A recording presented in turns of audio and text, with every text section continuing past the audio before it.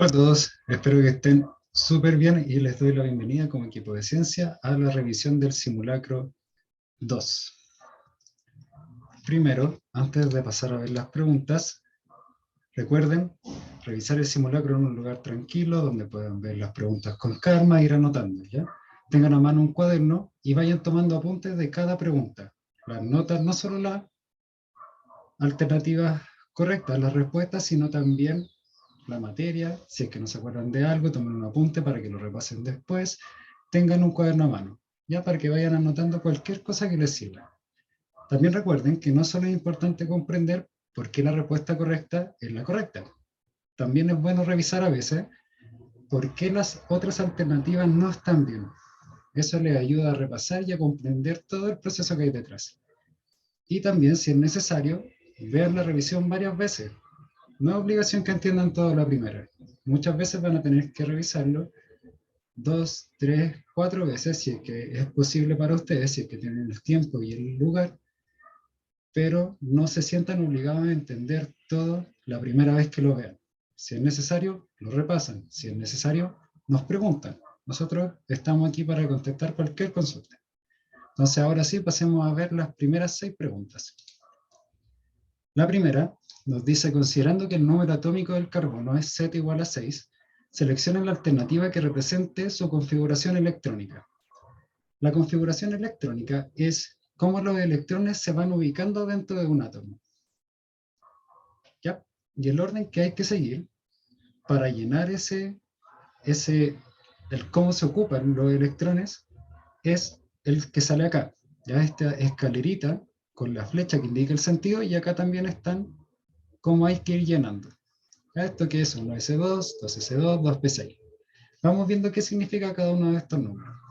Nosotros vimos que los electrones se encontraban en los orbitales del átomo, en una especie de capita externa, fuera del núcleo.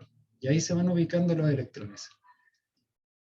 El número grande, el 1 en este caso, lo que me indica es en qué orbital están, en qué energía. Si nosotros fuéramos poniendo los electrones como un edificio, el 1 sería en qué piso están. Están en el piso 1, después están en el piso 2, después están en el piso 3 y así sucesivamente. Las letras me indican qué tipo de orbital. No vamos a entrar en detalle, pero es bueno que sepan que yo no tengo siempre el mismo tipo de orbital. Hay diferentes orbitales que cambian en la forma que tienen, ¿ya? Entonces, tenemos orbitales tipo S, tenemos orbitales tipo P, tenemos orbitales tipo D, tenemos orbitales tipo F, ¿ya? Es como si fueran diferentes tipos de departamentos donde voy poniendo los electrones. Entonces tenemos el piso, piso 1, piso 2, piso 3, tenemos el tipo de departamento que tiene cada piso, S, P, D, y el número de arriba, el 2, S6, S10, me indica cuál es la cantidad máxima de electrones que puedo agregarle a ese tipo de orbital, a ese departamento. Entonces, por ejemplo, este 1S me alcanza un máximo de 2 electrones. Y una vez que ya puse los 2 electrones en ese orbital, paso al siguiente, 2s, 2. Una vez que puse 2 electrones en ese orbital, paso al siguiente, 2p6. Los orbitales del tipo 6, del tipo P, perdón, aceptan un máximo de 6 electrones. No entremos en detalle por qué, solo quedémonos ahí. El P acepta un máximo de 6 electrones. Entonces, una vez que ya agregué 6 electrones acá, paso al siguiente.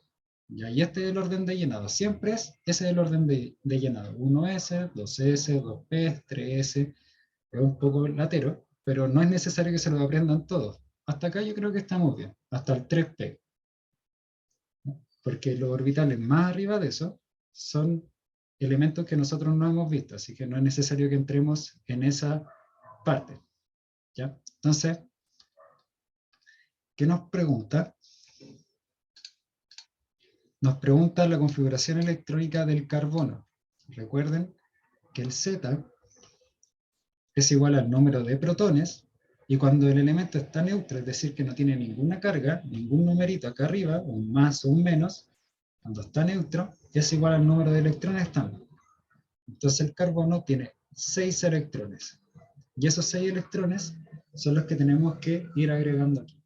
Entonces, Vamos a partir con 1s y acepto un máximo de 2. Ahí ya agregué 2 electrones. Pasamos al siguiente. 2s, también acepta un máximo de 2. Ahí ya llevo 4.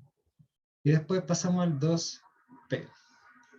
El P acepta un máximo de 6. No es necesario poner los 6. Vamos a ir agregando los electrones hasta completar esto.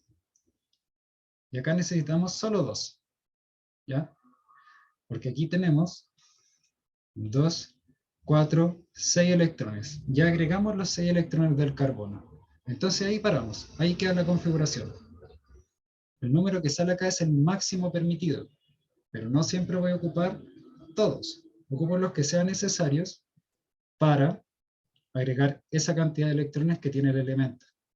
Entonces ahí está y llegamos. Esa sería la correcta, la opción 3. Entonces vayan repasando esto. Esto sé que es un poco complejo, pero es bueno que sepan por lo menos llenar el carbono. ¿Ya? Entonces, tenemos el orden con el que se llena: 1s, 2s, 2p, 3s, 3p, y tenemos cuál es la máxima cantidad de electrones que acepta cada tipo de orbital. El orbital s acepta 2 electrones máximo, el p 6 electrones máximo también. No es necesario ocupar todos, ocupamos lo necesario para ubicar los electrones que tenga el elemento. Vamos siguiendo con la pregunta 2. El átomo consiste en un núcleo compuesto de protones con electrones negativos girando alrededor. O sea, tengo protones en un núcleo, en un espacio muy chiquitito, y electrones girando alrededor. El enunciado anterior corresponde al modelo atómico de, ¿quién es el que dijo este modelo? Es Rutherford. Ahí tienen que ir repasando los modelos atómicos. Como les dije en un inicio, también es bueno ver las otras alternativas, por qué no son. Thomson no es porque Thomson no conocía los protones, solo los electrones que estaban incrustados como en un quequito. Recuerden que Thomson es un modelo que se llama budín de pasas, que es como un pan de Pascua. Yo tengo una carga positiva como una nube que quito la masa, y los electrones incrustados, que serían los frutos secos. Pero ahí yo no conozco lo que es un protón. Tampoco tengo núcleos y electrones girando alrededor. Tengo todo junto en un menjunje. Dalton tampoco, porque Dalton era una serie de enunciados como principios, pero no me decía cuál era la estructura interna de los átomos. Para Dalton, el átomo era solo una esfera, como una canica, pero no tenía estructura interna. Y Chadwick descubrió el neutrón. Ese fue su único aporte. No tuvo otro modelo. Chadwick no tiene un modelo atómico. Lo único que hizo Chadwick es descubrir el neutrón. ¿Ya? Entonces, eso sería. Rutherford fue el que descubrió el núcleo y los protones, y dijo que teníamos estos protones en un núcleo concentrado y los electrones girando alrededor, en una especie de órbitas. Sigamos. La 3 dice: considerando las leyes de los gases, ¿qué sucederá si mantenemos la temperatura constante y aumentamos el doble la presión ejercida sobre un gas? En la parte de gases nosotros vimos que presión, temperatura, volumen y cantidad de mol de la sustancia, de los gases, se relacionan entre sí de diferentes formas. Uno aumenta y esto puede aumentar otro, puede disminuir otro. Van a ser distintas relaciones que vimos con las leyes de los gases. Una de esas leyes, la ley de Boyle, me dice esto: a temperatura constante, eso quiere decir que durante un experimento, por ejemplo, la temperatura no va a variar, no va a cambiar, la presión y el volumen son inversamente proporcionales. También recordemos lo que es inversamente proporcional. Quiere decir que si uno crece, el otro disminuye. Y en las mismas proporciones, las mismas cantidades. Por ejemplo, si uno crece el triple, el otro va a disminuir a un tercio. Se divide en 3. Si uno aumenta en 4, el otro se divide en 4 también. Disminuye en 4. Entonces, son opuestos y en la misma proporción. Entonces, lo que nos dice acá es a temperatura constante, si aumentamos el doble de la presión ejercida, el volumen, que es inversamente proporcional, va a disminuir entonces. Y va a disminuir en la misma proporción, va a disminuir en la mitad. Si la presión aumenta por 2, el doble, el volumen se divide por 2, a la mitad. Entonces sería la última alternativa. Perdón, la penúltima alternativa. El volumen disminuye a la mitad. Entonces, de nuevo, vean por qué el resto de las alternativas está mal. Es bueno que lo tengan en consideración, pero eso lo hacen ustedes como ejercicio. Sigamos. Ahora, de las siguientes alternativas, ¿cuál representa una reacción de combustión? Entonces, para ver si una reacción es de combustión, lo que necesitamos es un combustible, lo que se va a quemar. Y lo que nosotros tenemos relacionado como combustible, más cercanamente son compuestos orgánicos. Metano, etano, madera, la madera también es un compuesto orgánico, el petróleo también es un compuesto orgánico.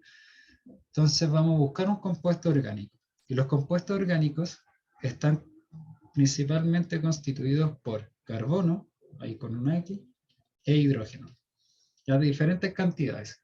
Pero esa es la estructura básica de los compuestos orgánicos. Son compuestos que tienen carbono e hidrógeno. Entonces vamos a buscar esa. Sería la alternativa B, ¿cierto? Ahí tengo un compuesto orgánico. ¿Qué más necesito para una combustión? Oxígeno, un comburente. Aquí tenemos oxígeno. Entonces, cuando les pregunten una reacción de combustión, tienen que tener ojo con esas dos cosas. Busquemos un compuesto orgánico, algo que se va a quemar, y un comburente, lo que permite la combustión, lo que permite que se queme. En ausencia de oxígeno, no se quema, ¿ya? No voy a tener combustión, entonces también tengo que tener oxígeno. Esos son como los principales factores que tienen que tener ojo para ver si una reacción es de combustión. Entonces sería la letra B, y la justificación sería que yo tengo un combustible orgánico y tengo un comburente, el oxígeno. Y también que se genera agua. Eso también es un indicador de combustión.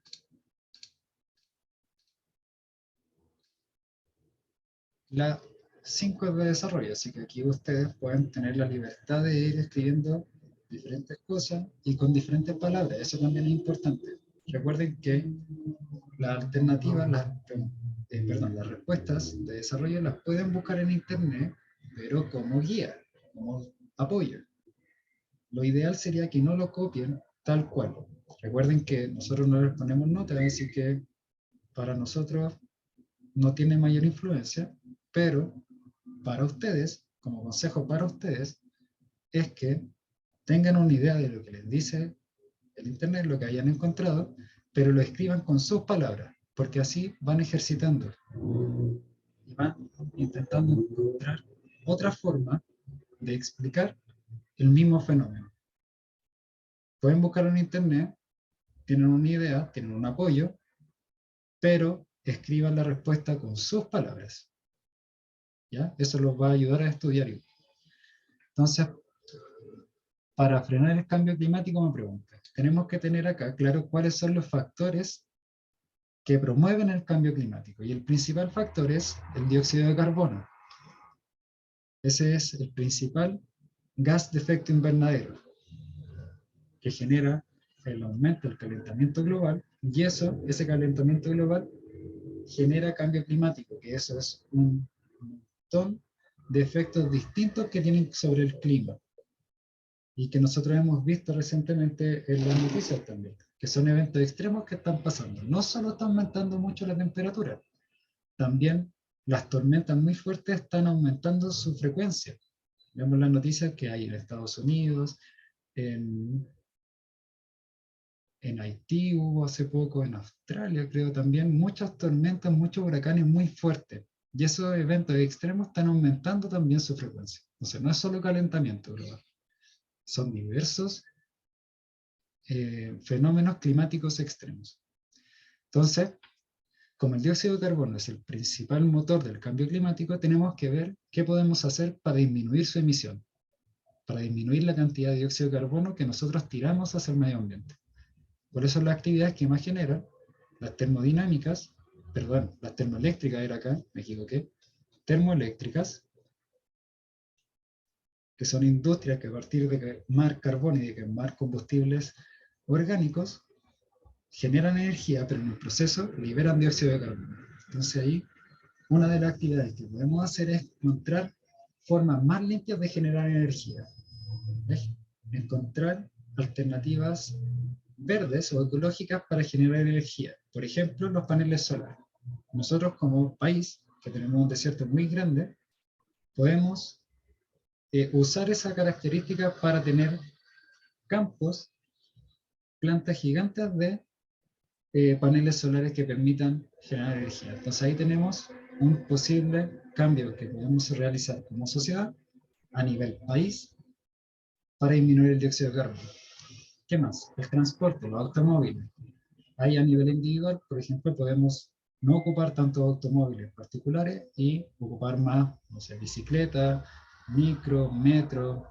Bueno, yo no tengo auto en particular, pero la idea es promover de diferentes maneras el uso de transportes más limpios, como la locomoción colectiva y la bicicleta, o ir caminando si es posible. Y también otra actividad que genera mucho dióxido de carbono es la ganadería. Entonces también, como sociedad, adoptar una dieta vegetariana también tiene influencia en la liberación de dióxido de carbono.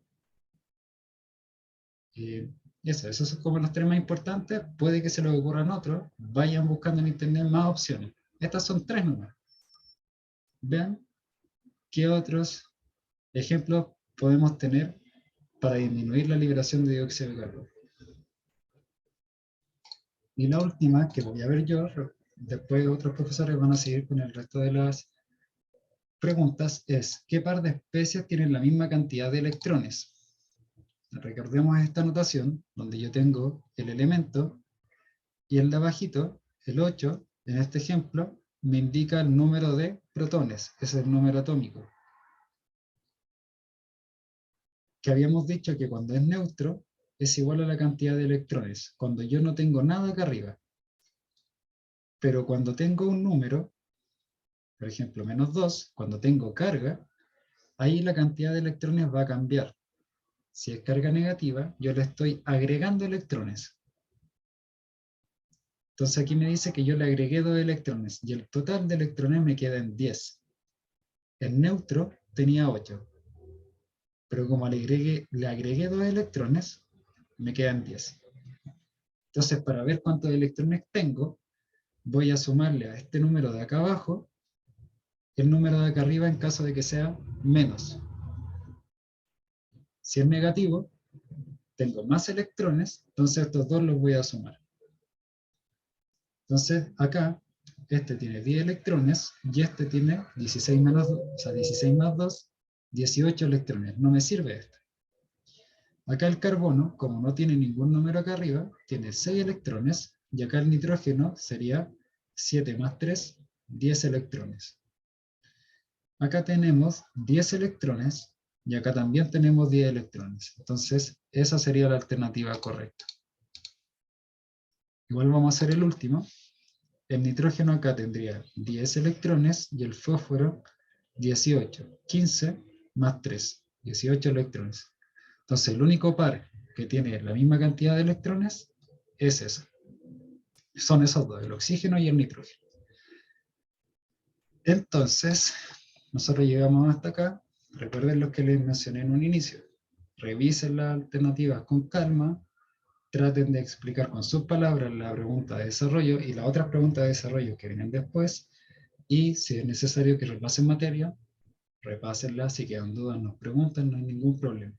Entonces, eso.